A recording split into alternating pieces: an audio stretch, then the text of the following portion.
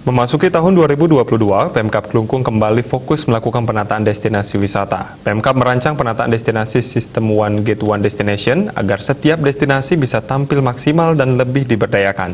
Konsep ini diyakini dapat menambah pendapatan dari wisatawan.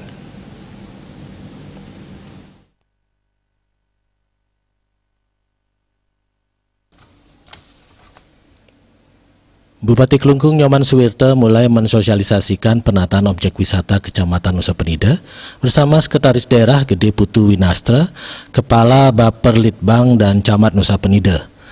Sosialisasi dilakukan guna memperoleh masukan dan dukungan dalam rencana penataan sejumlah objek wisata agar menjadikan lebih menarik, aman dan nyaman, serta wisatawan betah berlama-lama berkunjung. Bupati Suwirte menjelaskan kegiatan penataan akan diawali dengan proses pendataan aset lokasi yang dilanjutkan dengan memuat FS dan DED sebaik mungkin. Kemudian dicarikan anggaran untuk ditata sehingga menjadi destinasi unggulan dengan konsep One Gate One Destination. Pemkab harus berani melakukan langkah-langkah strategis dalam membangun kembali Nusa Penida setelah sempat terpuruk akibat pandemi COVID-19. Pandemi ini nyaris membuat pariwisata tak berkutik. Nusa Penida sebagai salah satu destinasi unggulan pariwisata Bali sangat terdampak. Semua pihak tidak boleh larut dalam situasi ini.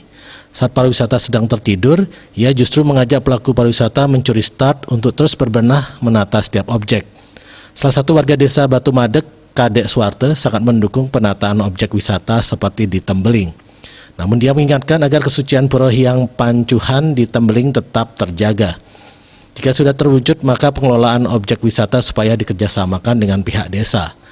Hal sama disampaikan Nyoman Murdana dari Desa Sekartaji. Pihaknya berharap Desa Sekartaji bisa bangkit memiliki potensi sektor pariwisata yang bisa menghidupi masyarakat setempat.